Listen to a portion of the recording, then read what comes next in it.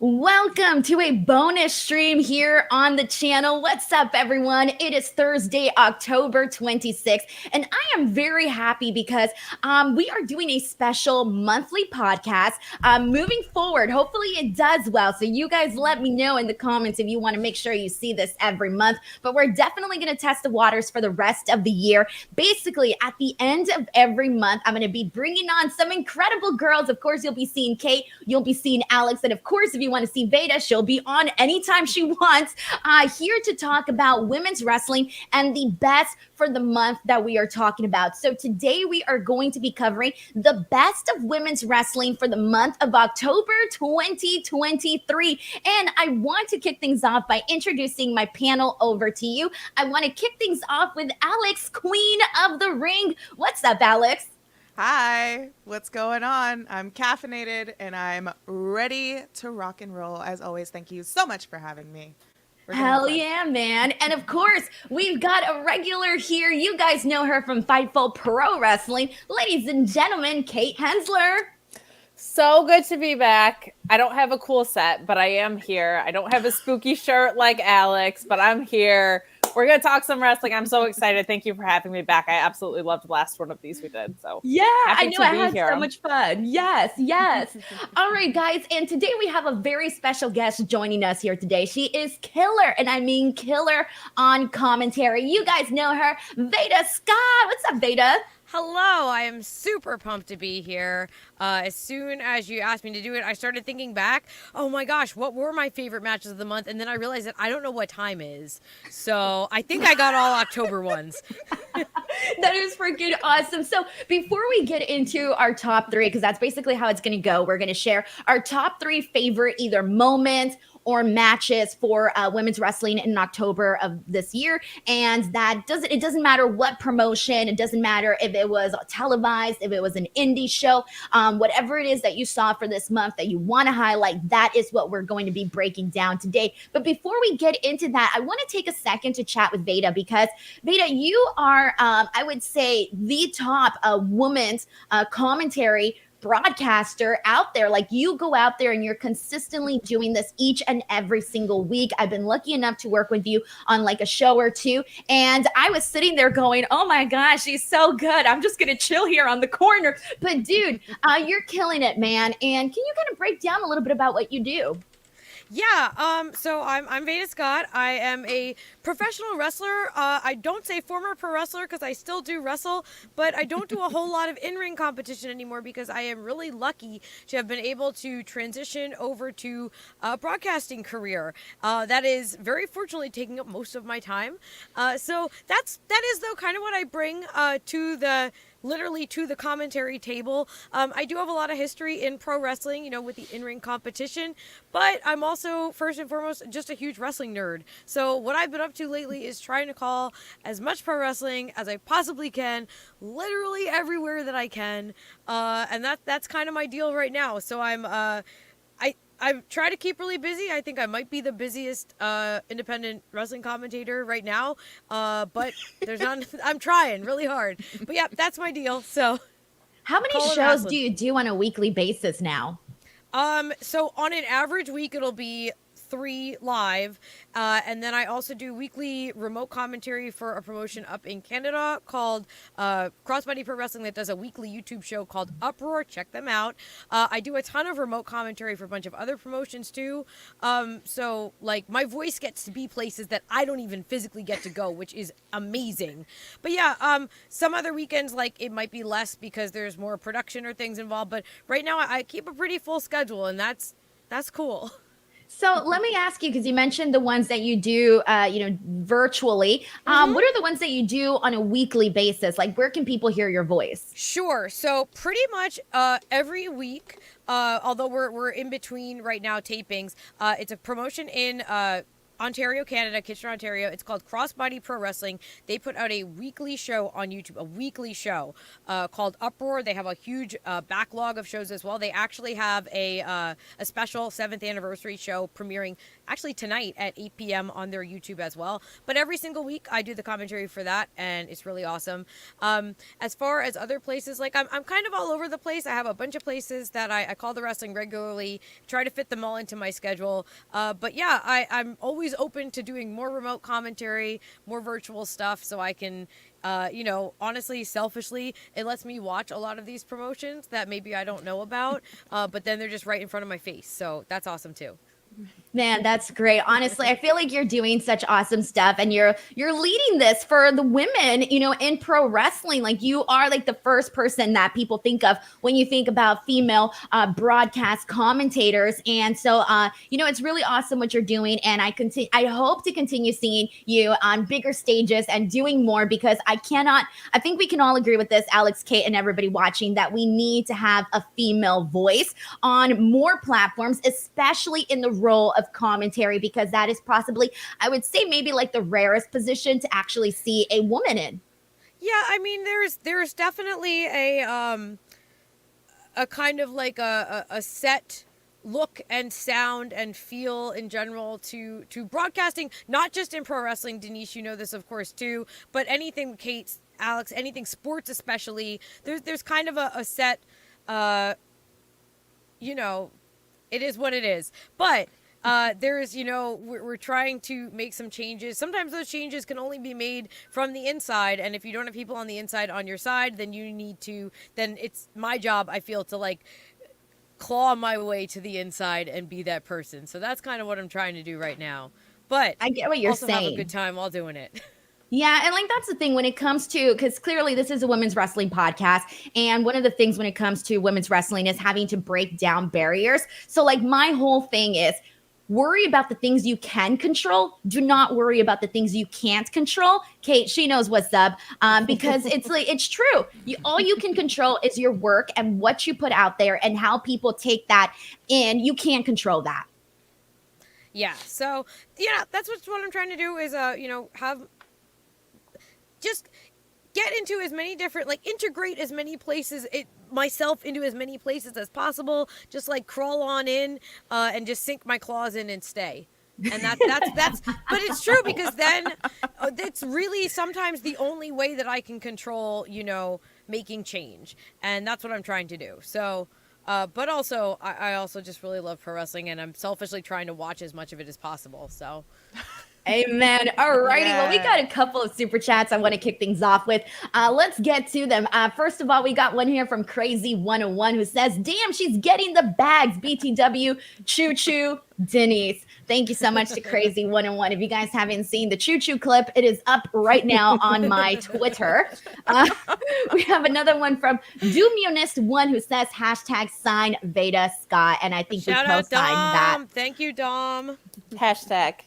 All righty, so let's get to this. Here we go. So this is what we're going to do, and I have a specific order in which we're going to go in just so that things don't get messy. But we're going to kick things off with our number 3. So we're all going to go around and rank our top 3 favorite moments or matches for women's wrestling in October 2023. We're going to kick things off with number 3, and our first person that is going to go right on up is Alex, Queen of the Ring. Take the floor, Alex. What's your number 3? All right. My number 3 is Io Sky versus Asuka versus Charlotte Flair at Fastlanes. This was such a fun match. I loved the beginning of this match because I know the criticism that Charlotte Flair always gets, and it's valid, sure, but I loved that in the beginning of the match, like Asuka just immediately misted Charlotte, got her out of the ring, and then Io and Asuka had the opportunity to just go one-on-one with each other, because that's something that a lot of people, a lot of fans want to see, is Asuka versus Io in like a big championship match setting, whether it's WrestleMania or and so forth. But I loved the beginning of that, and it reminded me of the Survivor Series match with Triple H, Shawn Michaels, and John Cena, because it was like so shocking. But Yeah, I love the finish to the match too, with the moonsault onto the figure eight. Sure, Io got some help from Bailey, and it's kind of getting a little tired, which is okay. You can criticize your favorite things; it's fine. But for the most part, I hope that it pushes the story forward. But it was just a fun match overall, and everyone looked strong as well. I was actually surprised when Bailey came in and helped out Io. I was not expecting that at all. And I think part of the reason is because we've all been waiting for Bailey to like turn on Io. And so when she actually helped her out, I was like, oh shit, man, like I can't believe it. But I agree with you. I thought that was a phenomenal match. So I'm happy to hear that that one made your list. All right, Kate, you are up. What is your number 3?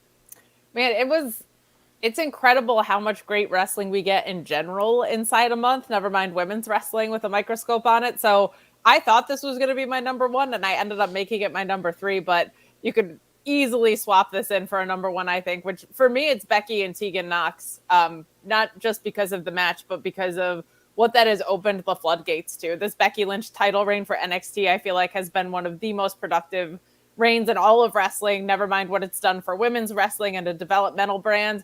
Tegan Nox had not been on our television in so long. They created a really nice little story around it. And that was symptomatic of, for the first time on Raw, we saw 2 weeks in a row where every single healthy, available woman on the Raw roster was used on television. And it happened super quick. The first week, I think the only person that wasn't used was Nikki Cross, and she was used in main event. And then the following week, all of them were on my television. So Becky's legacy to me just continues to be to break down doors for women in pro wrestling. And it's such an incredible year for her when you look back to what she was doing, like with Trish Stratus for so much of the match, and then to flip to the other end of the spectrum, helping developmental talent coming up through NXT, getting Tegan Nox back on television, helping Pioneer get all these women on television. I felt like the match was really great. It was nice to see Tegan back in action, but what that was symptomatic of, just that match opening the door for that, to me, was like such a healthy, awesome sign for women's wrestling, and a great match to boot. Great to see Tegan in action, and Becky just is unbelievably versatile in the way that she worked with any available woman who she can fight. It's incredible.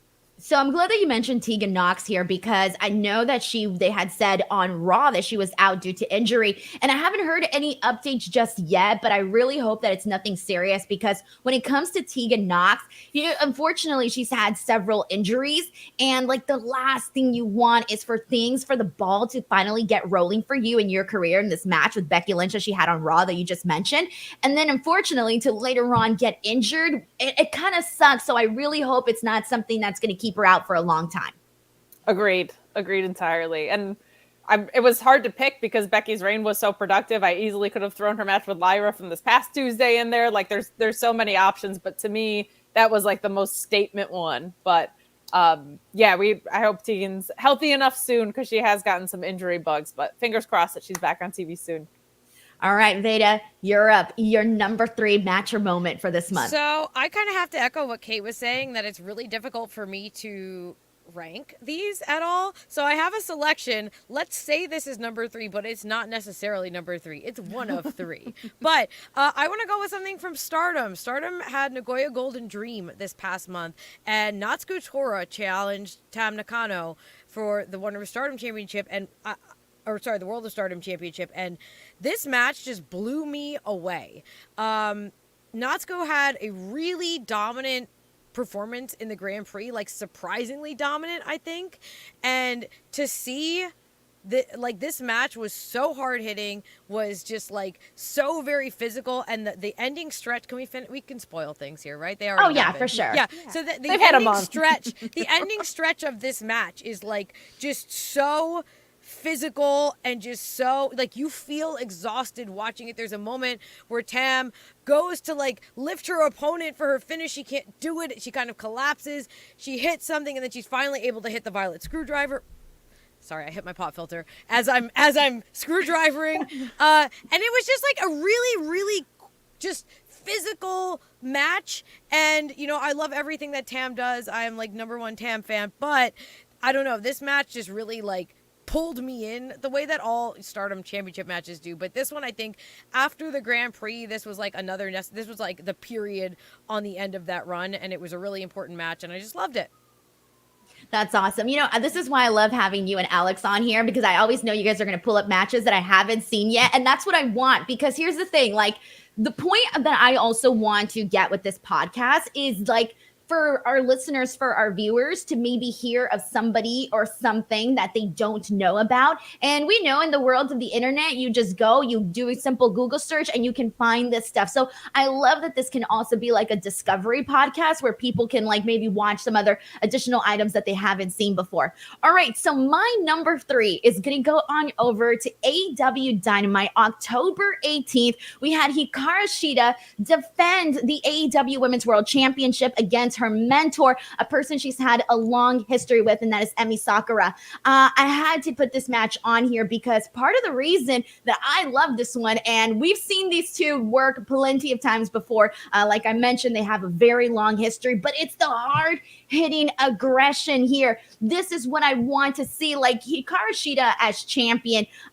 I'm so fully behind her in her third reign, and I feel like she's always the person that people have the very best matches with. But to see her in there with Emi Sakura for it to be her first title defense after winning her third championship, to me, it was the best way to kick it off. And it was so easy to give these people a concrete women's match that had a lot of depth in it. And to me, this was a really fun one, especially given the way that they worked it, because they know each other so well. So this one for me had to be ranked at number 3. Alrighty, and let's keep it moving along. Here we go. Let's get into our number 2. Taking it back over to Alex. All right, I'm taking it back into the Joshi world. I'm going for a match that was on a TJPW Wrestle Princess 4. It was for the tag titles. It was Toyo Mate versus Free Wi-Fi. I loved this match so much. I loved it so much. I loved the build for this match too, because it made it so believable, where it's like, I would be satisfied if any team won. If any team wins, I would be so on board with anything, but my heart was absolutely sold on Free Wi-Fi, especially like they've only been a team for a year now, but their charisma together, the chemistry together, the teamwork together, but like throughout the match, both teams, like they were really honing in, especially on commentary, like the teamwork of these teams, which is like in general for tag team wrestling is great, but I loved how much they emphasized it with this match. And Free Wi-Fi, I saw them at the TJPW show in LA and instantly fell in love. Like the whole crowd was so loud for that show, but when Free Wi-Fi came out, on another level, absolutely on another level. It was like a fantastic performance from both teams.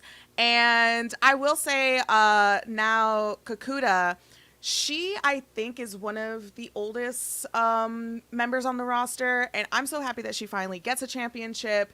And at the end, like during the final minutes of this match, like she pulled out everything in her arsenal, and it worked, and the victory was emotional. And I love to cry in wrestling, especially when it comes to women's wrestling. And I'm happy because, you know, the titles were vacated because Yuka Sakazaki was injured.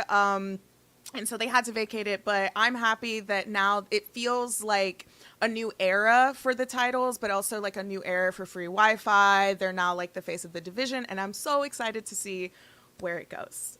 I was going to say, it feels like a hot minute since I've heard like somebody talk about real good women's tag team wrestling. So I'm very happy that we got women's tag team match mentioned here on the show, because it's not, I feel like, you know, every promotion, at least the ones that I watch, WWE and AEW primarily, definitely need to work on their women's tag team division. So I love hearing that from you, Alex. All right, Kate, what is your number 2?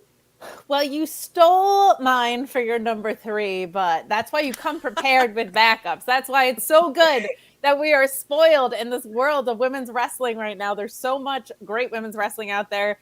I'm going to go global as well. I was reflecting on this the other day. I feel like, man, since I started watching in 2009, this is the most international boom that it feels like we've had in pro wrestling. We've got CMLL showing up in AEW. We've got New Japan and the UK, we've got it all over the place. And one thing that I thought was really cool was we got to see Jessica Troy win the PWA title against Ricky South in an incredible match at a huge event at the Coliseum. And I just thought that was so awesome, not only for intergender wrestling, but for the global sensation that it's becoming for that moment. That was the first woman in PWA history that I think I heard properly, to have won the title. And it just felt like a really important and big moment. And my gosh, like I feel like there's pockets of the world that haven't been elevated in this way before, in the way that we're seeing now, at least since I started. I think about Mexico and Japan, but you're starting to see the UK come alive. You're starting to see New Zealand and Australia come alive a little bit more. And it's not just because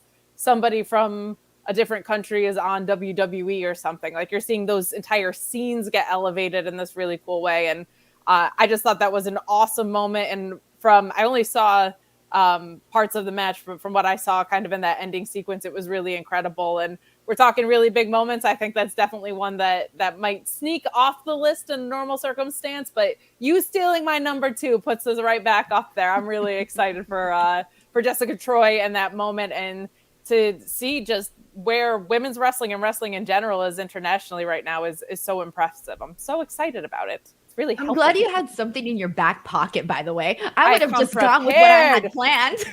But Kate, I'm curious, actually, because you were mentioning this. What are your feelings in regards to intergender wrestling? So I think it's great, and I think it's a fun way to break down doors. I'm not someone that feels like if it's something you don't feel comfortable participating in, you're setting us back in any way. Like, I completely understand the idea of feeling uncomfortable with, scripted as it may be, kind of bringing an element of violence onto a certain platform. So I think in most situations with any wrestling, really, it should be up to the performers to be the ones to drive and narrate those conversations. But I love intergender wrestling, and I like it especially on the independents, because I feel like more often than not, it gets treated more equally, where it doesn't feel like, a lot of times when we see it on kind of higher platforms, I feel like it can be done almost as like a sympathetic or like in a pity way to women, where it doesn't feel like a man actually wants to fight a woman. Like, it doesn't feel like two badasses just going at it. So I think it's advancing a lot. I feel like we're seeing more equal platforms in that way. But I always feel like whether it's something people should feel comfortable with is an artist-driven conversation and a wrestler-driven conversation, rather than for me to say. But I'm a huge fan of it. I like it. I'm all for it. I think you're right on that, by the way, because it really just does depend. And a lot of it depends on the story that they're telling. Also, the way that the promotion handles women's wrestling in general and how it's been presented. Like, for example, at Bound for Glory this past weekend, we had, we did the final 2 of the Call Your Shot Gauntlet was Bully Ray and Jordan Grace. And with Jordan Grace getting that victory there, and I like, even moments like that, if it wasn't for the way that Impact treated their women, I don't know that would have been believable, right? But because of the way that they have presented the women, the way that Jordan Grace has been presented, it made it something to where you were like, okay, cool. Like, I had no problem with Jordan Grace defeating Bully Ray in the finals here for the Call Your Shot Gauntlet. So it's little things like that I think really matter when you talk about the subject of intergender wrestling. We got a couple of super chats here. This one is from Ricardo the Spooky Gremlin, who says, came to see Kate, staying for y'all. Much love. Thanks, Ricardo. Greg Cherry Brand says, just a chat to support 4 amazing women. Thank you so much. Thank you. We got Juan Ortega, who says, Joshi love from this podcast, more stardom and TJPW talk. Let's hear your opinion on, I don't want to mess up the name. You can probably help me out. Micah versus Suzuki. All right. So because Juan sent this in, Alex, did you get a chance to watch this at all? It's actually my number 1. Oh, so you're taking all of our answers. We'll get to that in a minute. We'll get to that one, Juan. We'll get to that one. Spoiler. It's all right. We'll get to it. Super chat. They paid for it. You're allowed to spoil if you pay for it, right? Alex, you had this reaction of us where I wasn't sure what you were gonna say there. I know you were so coy. No, I was like, do I give my number 1 now? I'm trying to follow the format that Denise set up, guys. Okay, but I have a lot of opinions. I have right. opinions, so All right. we'll get there. We'll get to that. All right. Number 2, Veda, what's your pick? Okay, so yeah, this is why you have backups, because it's not going to be Emmy and Sheeta. It's not going to be the Jessica Troy match, which is I have a list of not just 3 because I had a feeling that there would be some like repeated picks, which also, by the way, that Jessica Troy match with Ricky South, it's available on Fight Plus. So if you subscribe to Fight Plus, you can watch both nights of the Coliseum. Match was awesome. But I am going to go with, and not the Suzuki match, I am going to go with, let me go back to Tokyo Joshi. Let me go back to Wrestle Princess 4, which is where Alex just pulled her earlier match, just because it was a phenomenal show, top to bottom. It's definitely worth checking out. Nyla Rose was on it.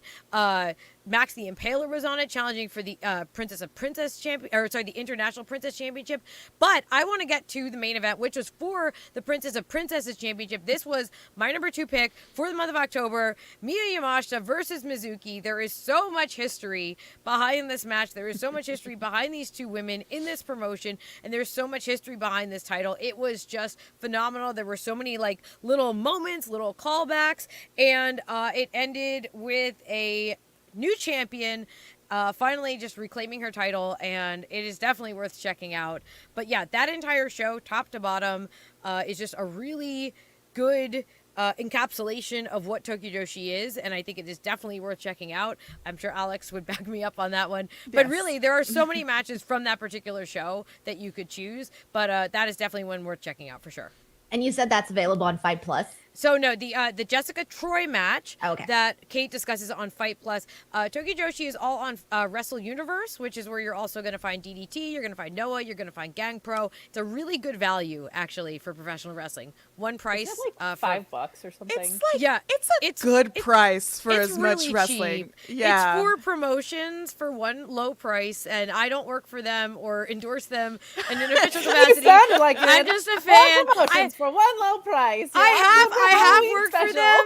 They're professional. I'll also point out Stardom World is like, what does it work out to? Like $7 or something. Like Yeah. all of these Japanese wrestling promotions either have their own streaming service, or they oftentimes just put their content on YouTube. So lots of stuff to check out. If we're mentioning anything, you can find it. It's super accessible. And we actually have a comment here from Mass Yeah. Wrestling Fan who says that match rules. Great pick, Veda. All righty. That match was also on my list, and I was like, Oh, no! you're fine, you're fine. That just still means we have real great guys. taste. Number 1. That just means we have great taste. There's no rules against repeat answers, and I say this because I'm about to give a repeat answer. Yes! But I'm sticking to my list, man. Number 2 for me, this was Alex's number 3, and that is the WWE Fastlane match for the Women's Championship. Io Sky defeating Asuka and Charlotte Flair. You already recapped what went down, man, but I freaking loved that match, primarily because I have been wanting to see more out of Io Sky's reign, and I feel like they only do it sporadically, and this was one of the sporadic moments in which they actually did. And I don't know why I didn't realize this sooner, but as I was watching this match and a couple of other triple threat matches that I've been seeing, I've come to realize that I'm a big fan of triple threat matches, and I didn't even realize it until it hit me like this year after decades of watching, where all of a sudden I'm like, oh yeah, I'm a big fan of triple threat matches because I love the creativity of things that you can do when you got 3 people in there and how you can mix things up. And I feel we saw a lot of that play out in this match. So for me, I have to put this women's triple threat match from Fastlane up there at number 2. So shout out to all of those girls. Good stuff there, man. All right. Now, Denise, are you Yes. picking that because that's also Taylor Swift's favorite match and she wants to fight Oh my against Io God. Sky? Oh my God. Let me tell you, Alex, I thought that was the stupidest question I've ever heard asked in my entire effing life. Let me tell you something. And I'm just going to say this right now. I'm going to say this and I'm going to be freaking honest as hell. If I would have asked that question, my career would have been over. My credibility would have been completely taken from me because that was such a question to ask that it wasn't the place to ask it. It didn't even make sense. It was so dumb. And I just think that it was stupid. And I'm a big Fair. Taylor Swift fan. Fair. It had nothing to do Fair. with that. I honestly speak about agree. it. No joke, because the standard that would have happened in the press room, online, absolutely not. Now, I will say there was a lot of negative feedback in general, so I'm glad. But also, not only from the what if we asked that question perspective, how about the fact that Io Sky is a champion and one of the most accomplished wrestlers in the world, and nobody has gone up to Roman Reigns and been like, would you like to fight Brian Luttrell from the Backstreet Boys? Dude. Get out of here with that crap. Not about it. Treat your women's athletes like champions. Like, treat Io Sky like the absolute force that she is. You don't see this with men's champions. It's a double standard on our side of things, and it is a double standard on the talent side of things. Get that horse ass out of here. You said you were going to be honest about it. I went to the boiling point. I'm sorry. I took it up. On I went it. Up. I'm going to take it down now. We're going to get back to talking about I will say, I think no, speak on it. Speak on it, because I think Brian Luttrell kind of sucks, so I wouldn't mind seeing that happen. Okay, see, but, now yes, we got a match. Yeah. But yes, extremely accurate. Ugh. I gotta tell you though. But Veda, I'm sorry, go for it. I Alex. was gonna say, like, Kate, you're absolutely right, because Io Sky is a Grand Slam winner in Stardom, and she was in that match with Asuka. The history there. And Michael Cole has explained it on commentary as well, where it's Io Shirai, and Asuka were in a faction together. Ask about that. Ask about anything else. And like Denise, like you said, like, if we were in that room and we asked that question, like, it's fair enough to say that it did get a lot of criticism and a lot of, like, backlash on Twitter. And I'm sorry to say, rightfully so. That's number one. And two, it started the conversation of, it's hard for us to get into that room. You know, it's very hard for us to get into that room. And not only that, but to be taken serious in that room. I mean, even like Triple H has said, like, why aren't we passing the mic to any women? There's tons of women in this room. Why aren't we passing the mic to them? You know? So it's like, I fully agree, where I was kidding when I brought that up, but like, it's a fair, conversation to have, especially on this podcast where we're talking about women's wrestling. We're also women in media as well. It's hard enough for us to feel like we're allowed to take up any kind of space at all in this realm of media, but even in that room. But I'm glad we kind of opened up the floor a little bit on that kind of criticism. But yeah. Yes, because there is a double standard, and I see it nearly every single day. You need someone to throw gasoline on a fire. And you know what pissed me off too? That everybody was tagging me in that. And I'm like, guys, don't fucking tag me in that. Like, don't bring me into this conversation. As a Taylor Swift fan, there are better and bigger things to talk about. Like the fact that she's about to become a billionaire, the fact that we got the Eras tour out there in 1989 is coming out this Friday. Just had to plug that. Jared said Denise is correct. Why ask Io such a silly question and the men don't? Exactly. You nailed that right there when you said, Kate, he's not getting asked about freaking Brian. By the way, I wasn't expecting you to say Brian for the Backstreet Boys. I wasn't expecting me to say Brian Luttrell either. I honestly don't know where that came from. I was thinking like an Ed Sheeran. I don't know. No, really though, I think he like does kind of suck. Like, I think Brian Luttrell. Yeah, I think he kind of sucks. But from so the blind Veda items can fight that I saw, yeah. But Veda, fight him. But the point remains. Yes, I love it. All right. All right. Is this our number one? Number one. Time for the number one moment. Here we go. Let's go. Alex, you're up. Okay. Now that we've got that out of the way. So yes, my number one is Suzu Suzuki versus Maika for the Grand Star 5-star Grand Prix finals. What? We had no idea. Oh my God, I know, a surprise. I just swerve you guys. I loved this match so much. I would maybe say so far, this is like top 3 matches of the year for me so far. Because I liked that they're dipping into the story between Julia and Suzu Suzuki, because Julia won the 5-star Grand Prix last year. And so she was on commentary for that, but like they're telling the story because Suzu Suzuki and Julia both started out, had a really good, dynamic in Ice Ribbon. And Julia left Ice Ribbon due to some contracts. It was kind of controversial. So there is a promo video on YouTube where Suzu Suzuki talks about how heartbroken she was when Julia had left and she felt almost betrayed. And then to cut to Maika, Maika is in Julia's faction, which is Donna Del Mundo. And Maika had a very emotional year so far because she had to face Himika, who Himika is her tag partner, and Himika retired. So she's had a very emotional year where now she's entering the 5-star Grand Prix, and Micah now is having a fantastic showcase in the 5-star Grand Prix. She's really trying to elevate herself as a good, singles competitor. She finally made it to the finals, and Zuzu Suzuki, dude, first of all, her tequila shot move is probably one of the best moves out there right now in just all of professional wrestling, regardless of gender. But the chemistry between Micah and Zuzu Suzuki, and also those underlayers, like there's so many different like levels to the story that they were telling, and also both of them want to win the finals, right? For Micah, she wants to win the finals. Oh, and she gave a shout out to Himika as well when she delivered a very emotional promo backstage. I cried. Like I said, I love crying. And I'm a Capricorn too, so kind of weird. But Micah was just so passionate with her promo, but so was Zuzu Suzuki. And then when she won in the ring, she said she wants to be the face of professional wrestling, not just Stardom, but professional wrestling as a whole. And now she's going to have the match against Tom Nakano for the World of Stardom Championship. I think that she does have the opportunity to become the face of Stardom, the ace of Stardom, however you call it. But next year, if she wins, next year, Zuzu Suzuki is going to have an incredible year. I can't wait to see eventually when it all blows over to Julia and they have this like incredible match together. Hopefully, fingers crossed, it tells it. But I love the storytelling. And again, I love in professional wrestling where you can tell several stories at the same time and still feel every ounce of emotion through everyone involved. And it all plays out to just incredible spots. Like, holy crap, that match was so good. Buy Stardom World and sign up and watch that match.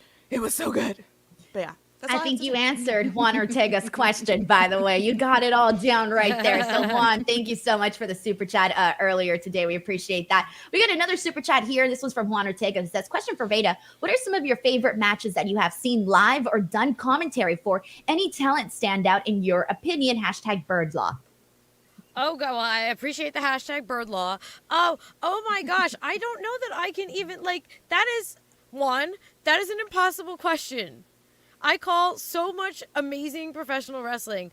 So I don't want to, give away my number one, but I'm going to talk about two women in that particular match who I have had the pleasure of calling so many of their matches, although not this particular one, which is why I'm able to choose it as a favorite, unbiased, just watching as a fan. But when we get to that, I would put them also as two of my absolute standout favorite people to call matches for, but we'll get there. Kate has to go first. I'm not skipping the format. I love it. All right, Kate, you are up. What is your numero uno? I am okay with hitting a reverse Uno card. We can do that if we need to, if the situation begs for it. But guys, I think I love ROH more than the people making ROH possibly at this point. I love ROH so much. And the thing that is anchoring it is this Athena title reign. It's the thing that has been the most consistent. We're seeing some positive development finally across the board for ROH, but Athena's run has been incredible. I love that it was so hard for me to narrow down in October what women's wrestling I wanted to highlight on here, but the most for Kate stuff in the world was probably Athena versus Layla Hirsch, and that's why it's my number one. This match was so great, and it was just great wrestling from bell to bell. And my other favorite thing with wrestling is when losers don't lose anything by losing a match. And that's exactly, to me, what happened with Layla Hirsch, because she had a story going into this with Maria Kanellis that she didn't really need Maria's help, despite Maria offering it over and over again. Then she lost a match, and she lost in this really big spot. And I think she's going to be struggling with, maybe I do need a manager. Maybe I do need some assistance in this picture. So I just love when someone loses a match, but they walk away with a story development that is going to help them along this path. She's been booked super strong since she came back. And this match with Athena was maybe the best women's match I've seen her have in AEW. I'm trying to think of before she was injured too, because she put out some outstanding stuff. Been a huge fan of hers. I always call her Little Lady Taz because that's what she reminds me of. I think she's so great. She's so fantastic. And this match just brought all of what we've seen the best of Athena with in this run too. Like when she was Ember Moon and first came to AEW, I think we knew how great and acrobatic she can be in the ring and athletic in that way. This heel side bringing out this viciousness of her has been such a welcome transformation. I love the way that it is translated in the ring, as well as her character. And then we got to see some really good technical wrestling, which is the nerdy Kate side that loves technical stuff and rules and time limits. Like the nerd side got to feast out on this. I thought it was so much fun and just a great use with strong booking and storytelling going into it. This was my number one for me. I absolutely love it. Would definitely encourage you to go back and watch it if you haven't. Just really great wrestling bell to bell, and love seeing how this is propelling both women forward, even the one that lost, essentially. Dino Diner says Athena has been the best. Looking forward to going to Final Battle in Garland this year. We got a lot of people on here just saying great stuff about Athena on this chat, man. Klee260 says love Athena, but also shout out to Billy Starks. And we got more people putting over Ring of Honor here and some of the stuff that they've been doing with Athena. We have a super chat here from Jared who says, sending a special shout out to the trans girl, non-binary AFAB wrestlers. Nyla, Giselle, and Max Dumpaler had a great 2023. Thank you so much. I do want to take a second to highlight Giselle Shaw, because I've had Giselle Shaw here on the channel once, I think, interviewing her. And that interview's here to check out. It's a really, really good one because she really breaks down just what her experience and her journey has been like since she came out. Because she only came out, I think, like a year and a half ago now. So it hasn't even been too long since she came out publicly. And I think that's a really interesting one. And she's a great wrestler. I really love seeing Giselle work a whole lot. We have a very generous super chat here from Mr. CJ Lilly. Thank you so much to Mr. CJ Lilly, who says, I can't wait for when the IWC loses its mind when Alexa Bliss pins Jade clean when she's back, which I'd love to show she's back. And I think she could do a Becky in NXT because she's good enough. How would you bring her back? So I'm definitely not expecting Alexa Bliss to pin Jade clean. I don't know what might happen when they bring back Alexa Bliss, but I feel, and I've said this so many times, but Alexa Bliss is legitimately one of my favorite women's wrestlers out there. I love her character. She has got so much range. And even though she got trashed a lot for some of the character stuff that she was doing with the Lily Daw and all of that, I kind of appreciated her just for the fact that she went out there and she made the very, very best of it. Is there anything any of you guys would like to see when Alexa Bliss returns? Because I wouldn't mind her doing some stuff over on NXT with some of those girls like Cora Jade, Roxanne. That would be so much fun. Yeah, I think the idea of maybe Alexa going a little bit more back to those NXT roots would be really cool to see. Because, I mean, obviously it's going to be a minute till we see her back in the ring. And that means that there might be a whole entirely new crop of women in NXT by then. There might be a whole new crop of women on the main roster by then. It's going to be a whole new just group of potential opponents for her. And that is very, very exciting, including Jade. But that's exciting. I would love to see Alexa, though, kind of go back to those NXT roots exactly like Becky is doing and kind of like reestablish herself there. I think that could be a really cool thing to see. Any other thoughts, Alex, Kate?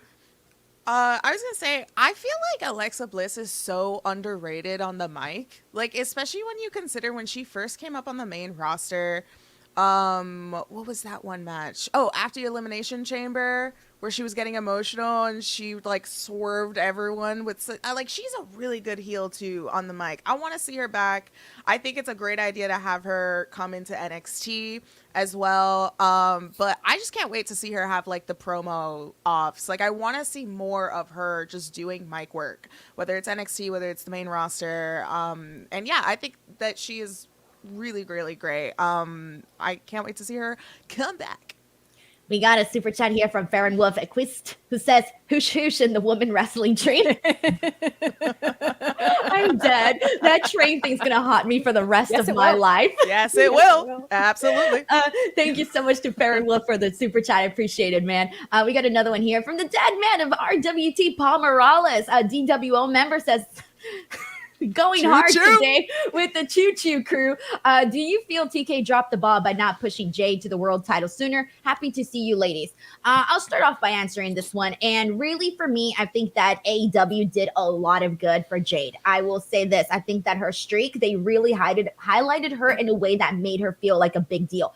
The woman had a streak on AEW. Like, I feel like sometimes people forget what kind of a big deal that was, because I know the matches weren't really like no 5-star matches. I get it and all. But the fact is, the streak was still really cool. And the way that she was presented in terms of like, she always went out there with all of this new gear. I don't think she like ever repeated her outfits like ever once. She always looked like $1,000,000. So for me, I feel like AEW did not drop the ball on Jade when it came to that. Any other thoughts that you guys wanted to add about that? Yeah, I don't think that TK really dropped the ball. Like you said, like, I think they did really well on Jade. Did she? I feel like with Jade, it was like everyone else. Like, there was a lot of great competitors on the roster that you could have like played in with Jade. Like, there was a moment where Athena and Jade were feuding. I would have loved to see more of that. I mean, but for the most part, again, she has a streak. They built her up to be very strong. And if that wasn't the case, her signing to WWE honestly wouldn't have been as big as it is. But yeah, I mean, for the most part, I wouldn't say that he really fumbled the bag, but he gave her a really good layup. And like, I mean, she was training with, like, for you to begin your career and you're training with people like Bryan Danielson, yeah, I think you're good, you know? For reals, honest to God on that one. Thank you so much to Paul for that. Dominus says, bring back Bliss Cross applesauce. Listen, I am always all for more Nikki Cross wherever, so that's fine with me. Yep. I love Nikki, and we were talking about range earlier with Alexa Bliss. When you think of range, that is definitely Nikki Cross for sure. She's a sweetheart. I love her. And she's so freaking smart too. So just shout out to Nikki on that one. Dominus1, thank you so much for that super chat. All right. We did Kate's number one. We did Alex's number one. Veda, your turn. Your number one. So first of all, let the record show that the reason I did not select an Athena match, and specifically not that Layla Hirsch match, for my number one is because I knew that Kate was going to choose it. That is a Kate match. That is a Kate match 100%. Okay? And I'm trying... Story tracks. I'm trying not to do any repeats. We've talked about a lot of NXT, WWE matches. I think we...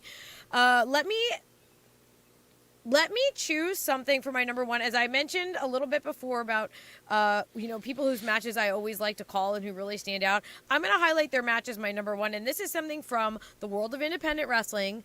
But I think it really deserves to be showcased. Now, y'all know I love deathmatch wrestling. It's one of my things. It is not for everybody, but it is definitely for Veda. So my number one is from Game Changer Wrestling at Korakuen Hall on October 12th. Masha Slamovich versus Rina Yamashita for the Ultraviolet Championship. This freaking match. Okay, so even if you are not if you can stand the blood and the gore and everything of deathmatch wrestling, but maybe you've not been a huge fan of it, watch this match. There is so much emotion and pathos and everything that you could want out of professional wrestling in this match. It is the main event at Korakuen Hall. It is Masha Slamovich's first time wrestling in Korakuen Hall somehow, which feels unbelievable to me. That felt like it was wrong, but no, it's true. It was Masha's first time. Masha is someone who, of course, is one half of the Impact Knockout Tag Team Champions, so you know her from that, but she is a prolific independent pro wrestler. I mean, she wrestles everyone all over the place always, and she is honestly probably my pick in terms of like people whose matches I love to call. Masha number one. If Masha's on the card, I'm calling her match. But Rina Yamashita is someone who might be a little bit more of an unfamiliar name to a lot of people watching. She is, she's not on television right now, but she is just, to me, the best deathmatch wrestler, female or otherwise, right now. But she is also an incredible just professional wrestler. You may be aware of her from her time in Seedling, throughout Joshi Pro Wrestling, where she didn't do as much straight death matches. Now she is doing a lot more with death matches, And again, I know that it is not everyone's cup of tea. I understand that. I am a sicko for violence. I freaking love it. These two have it's the third match that they've had. They have so much history and they call back to all of it. There is just so much emotion in this match. It is a work of art, truly. Like, they honestly could both stop wrestling right now and just be proud of that match for the rest of their careers, but they're not going to stop because they're both nuts. But yeah, incredible match. It was the main event of GCW at Cortican Hall. It happened on October 12th. You can find it on Fight Plus. Beautiful, beautiful match. So Masha Slamovich versus Rina Yamashita is my number one of the month. Just incredible. I'm so glad that we got some GCW appreciation here on the show, because you and I have worked multiple GCW events together, and there's always like several matches on the card where you're like, this is the best match I ever saw. And I do want to give some credit to Masha Slamovich, because she is like a real badass, and you don't got to suspend your disbelief whatsoever. You just look at her and she just presents herself as like larger than life. And I really love that about Masha. If you're on Denise's channel and you don't love blood, though, what are we doing? Like, you Exactly. are a noted stan of violence. True. But you know what I will say, Veda? Like, I'm so glad you called that out, because I'm not anti-blood death matches, but I'm not overwhelmingly pro. And for me, I don't like when the story is that it's a death match. And for that reason, I tend to find I like a lot of women's death matches more, because I feel like maybe they just present the story side of it a little bit stronger, and it's not the elements that are completely taking over. So a match like that, where, to your point, the emotions are so present and so forward, it kind of tempers the stuff. Maybe if you are a little bit more squeamish around that stuff feels more secondary to me, because the story is still on the front burner. And to me, that's what I love in a good death match. For me, that's just my preference. I love it, man. I think we're all on board here with the death match wrestling. All right, guys. Definitely. My number one, I think you guys know where I'm going to go with this one, but it is definitely Becky Lynch versus Lyra Valkyria for October 24th, Halloween Havoc that we just saw. And the reason for that is it was a phenomenal ending. Becky Lynch, I said this on the podcast review show, but I feel like I have this like newfound respect for Becky Lynch, because we already know the stuff that she's done, that she's managed to do in her career. But I feel like now we're kind of seeing Becky Lynch give back in a different way. And I feel like she really, really put Lyra on the freaking map. Like, she set this woman up for like success right now. The match was exciting. Lyra had so much offense in this, and I thought she did so freaking good. Like, she looked great in the ring with Becky Lynch. Like, you would never know that they had, all of these years of, different years of experience, right? And I feel like at the end of it all, when she defeated Becky Lynch, and when she had that moment too, and she kicked out of the manhandle slam, I was like, holy shit, what? And my feeling, we talk about why we love pro wrestling, right? Because it leaves you feeling good when you really like something. This was a match that left me feeling good afterwards, where Becky Lynch did not lose anything at all. If anything, I feel like most of us gained more respect for Becky Lynch here. But Lyra Valkyria, she became a star in one night, and it was phenomenal. Great match, awesome ending that left you feeling good. And I cannot wait to see what Lyra continues to do as the new NXT Women's Champion. So that's where I'm at with that. Alrighty, everyone. So that was our top 3 for our favorite stuff that we saw this month. I want to wrap things up with one final question for everybody here, and that is to name your top favorite female wrestler this month. I'll kick it off. It's Becky Lynch right now, because, like I said, we saw earlier, Kate mentioning that Tegan Nox match. For me, it's what she did with Lyra Valkyria that really just carried her on over. Alex, who's your number 1 this month?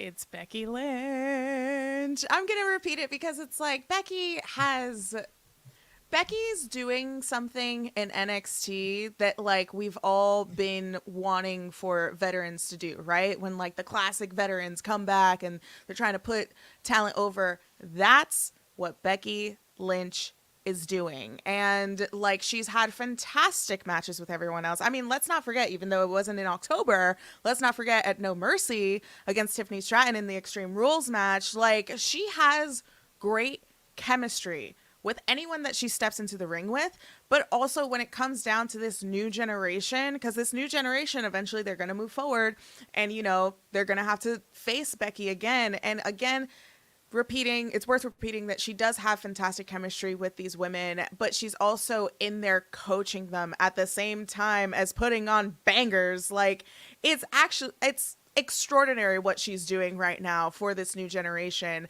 And I feel like NXT, because of her contributions to NXT, like, it's once again, NXT's women's division is back on the map. Not that it wasn't lost in the map, but like, I feel that it's back to where it was, like, black and gold era with like the 4 horsewomen. And that's also maybe a different, bigger conversation to have of how much women just carry the NXT brand. Everyone across the board that's come from NXT is extraordinary. But right now you have this new generation with Cora Jade, Tiffany Stratton, Roxanne Perez.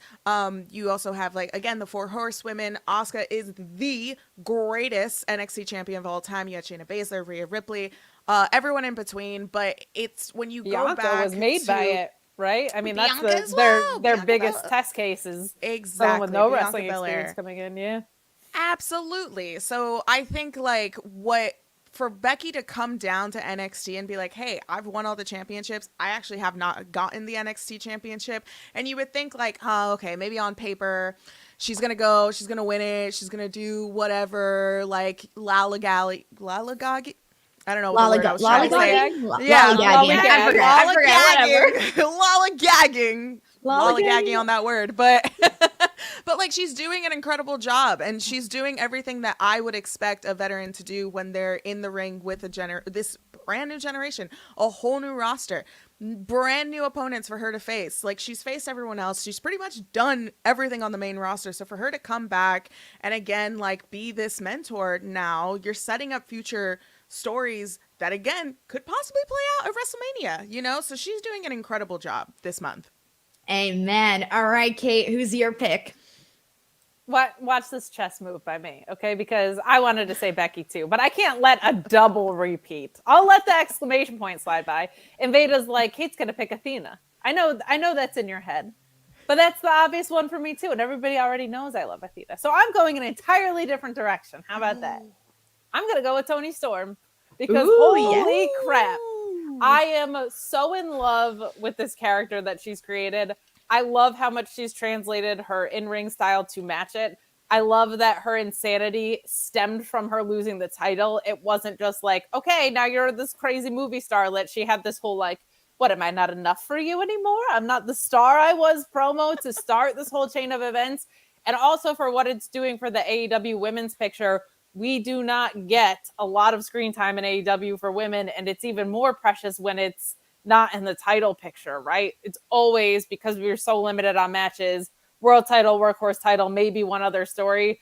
Toni Storm being one of the most important women in the AEW women's division outside of the title, I think is something that is very underrated and is absolutely crucial to if we are going to be expanding screen time, or if we are going to be expanding stories, you got to be able to be a championship caliber wrestler, which she's proven she is twice now, and be able to carry it outside of the picture to stay cemented at the top of the roster. Also, it's just freaking hysterical. Like, I love everything she's doing with it. What a transformation, but what an organic transformation. And to see it show up in vignettes, in promos, in the ring, I'm just absolutely loving it. And it's so refreshing to have something that's not a title story feeling so important in women's wrestling in AEW. Yes. You got it right there. We all love Toni We couldn't Storm. talk about this whole month and not bring up her name. Is really what it was coming out to. I'm like, yes. I'm going to let her sit on the side there. I Is it agree. bad that I always want to see her lose now, so then she gets even more deep Dramatic, into this yes! insanity? Yes! You know, thrown, like, especially yeah. at Full Gear. Like, I know she's possibly building up that match with Hikaru Shida, but it's like, I want her to lose. But, Yeah, like, of it's course. good for her. Develop the character. Because she's so dramatic. That's what I want to see. I want to see a meltdown. Just super melodramatic. Love it. All right. Veda, your pick. Last one. So I'm going to kind of like take off from that because my pick actually is Hikaru Shida. I think that her getting her title back, now she is breaking records with this championship reign. She's defending it every week, it looks like it's already on pace to become another incredible reign for her. But we have this Toni Storm thing kind of lurking in the background. It seemed like last night Toni's coming for the title. Is she coming for Shida specifically? Well, it looks like it, but then there's a couple matches in between when this could possibly happen. And like, I'm very interested to see the interplay between someone like Shida, who is just kind of all business. She finally has this title back. You know, she's having these dominant matches. She is just truly one of the best in the world. And then the interplay of that character, perhaps with this Toni Storm just descent into madness, that is also fabulous. But the fact that Shida is now defending her title, and not just defending her title, but having these matches, she's having matches every single week, and they potentially could become championship matches, you know, as eliminator matches. And I am someone who enjoys the eliminator match concept. I know it's a controversial topic. I really I thought when we talked about Emmy and Shida having an eliminator match, I thought that was a really cool concept because it added a lot of jeopardy to it. Like, imagine if you're the champ and you've already lost once to this person. I think it adds another layer of things. So I'm really impressed to see Shida just wrestling so much, even though she's a champion. And now the fact that she might defend that title against Toni, maybe at Full Gear. I don't know. I feel like there's a lot of moving pieces, and Shida, once again, is kind of the glue at the middle of it. And that is the role that she has played throughout her entire tenure in AEW. She has always been just this constant force at the center of everything, and I think that this is finally, you know, really giving her more credit for that. So she's my pick for the month, Shida. And So Veda, we to your got the point, very- we've seen like that also take women out of the 925 slot every single time too. We've seen, because it's a title match, we've seen it in more main events on Rampage because she is such a workhorse. We saw it at the beginning of the show at like the 8:30 slot. So also making progress with that historic reign as well, like from a genuine women's wrestling place is something that she was in the back of my mind too, as I was saying, Toni Storm. But I'm glad you picked her up because they're kind of they're playing off each other. They right are, now. yeah. Because let's keep in mind that Toni Storm wouldn't really exist as she is right now unless she lost the championship. And there's a chance if she were to win it back, I want to know what happens next. But also, I don't want Shida to lose her title ever. So there's a lot going on. I love it. We got mentions for Becky Lynch, Toni Storm, Hikaru Shida, and of course, everybody else that was mentioned in this podcast. I do need to give a very special shout out over to Sheldon Jackson, by the way, who just gifted 10 brand new DWO memberships. So thank you so much, as always, for all of the support, Sheldon. Much appreciated. Alrighty, everybody, that is the end of our podcast here today. Before we go, please let me know what you guys think. Do you want to continue seeing a monthly podcast of recapping women's wrestling? Please let me know in the comments. A lot of it is going to depend on what you, the people, think. But now I want to give the floor to all of my panelists here to kind of tell the people where they can support them, where they can watch them, and all of that good stuff. So let's kick it off over with Alex. Hi. Oh my God, I got the full screen. Hello. Hi. If you want to know more about Joshi wrestling, you can follow Church of Joshi every Sunday, 12 p.m. Eastern time, twitch.tv/Church of Joshi. If you want to follow me, I'm also on Twitch, twitch.tv/Queen of the Ring. I'm actually streaming tonight. If you're listening, if you're watching this on a Thursday, 8 p.m. Eastern time, we watch Total Bellas. On Wednesdays, 1 p.m. Eastern time, we go over the week in women's wrestling. So if you want more women's wrestling, join me for Women Crush Wednesdays. And my socials is there, Queen of the Ring with two G's on X and Twitter. And I'm done talking. I love it. Okay, let's go ahead and bring in Kate. First of all, thanks for doing this again, Denise. Quite literally, I've been very inspired by all three people that I have been on with today in very different ways. So sincerely, just thank you so much for that. But you can follow me at Miss Kate Fabe on Twitter. You can see me all over Fightful, whether you want to or not. I'm on Fightful Select Mondays doing the Sour Grabs Raw post show, Tuesday, Thursday, and Friday on the main channel with your NXT, ROH, and SmackDown reviews as well. And I've started doing my own content at Miss Kate Fabe on YouTube. Most recently had Bad Dude Tito on to run down the New Japan Fighting Spirit Unleashed card and just rate which dude was badder in each match, which was so much fun. He took it very seriously. It was a very academic discussion, I kept saying. Like, he was really assessing who was the badder dude. We had a blast, but Also doing This Week in Wrestling, which is just me and a weekly recap show. Plenty more content to be on its way there. So head over to my YouTube channel, subscribe, and check out that Tito stuff. We had so much fun. It was like a half hour and a breeze of a watch and a listen if you want to check that out. All right, let's go ahead and bring in Veda Scott. Hi, I'm Veda Scott. You can find me on, it's the X now, right? Are we doing that? You can find me at It's Veda Time on what used to be called Twitter. And that's usually where I start out posting everything. There's a link tree on there to check out all of my other links. But yeah, I mostly do pro wrestling commentary all over the place. I do some post shows sometimes. I stream occasionally. And this particular weekend, you can hear, tonight you can hear me at 8 p.m. on Crossbody Pro Wrestling Uproar. And this particular weekend, on Saturday, it's a New Japan weekend for me. So it's New Japan Fighting Spirit Unleashed from Vegas. That is going to be in English commentary on Fight. That is Saturday night. That is the next big thing I have. Awesome stuff. Alrighty, ladies and gents. And as for me, you guys know where to find me here on the channel at _ Denise Salcedo, all of that good stuff. We got a super chat here from Mike T90K who says, "Hey Denise, yesterday on your podcast, I meant to say Blue Chew turns me into Goldberg, not Gilbert. Women who watch wrestling stay winning for life." Mike, I knew it. Reg and I were talking about this after the show went off the air, and I told him I think it would have made more sense if Mike would have said Goldberg instead of Gilbert.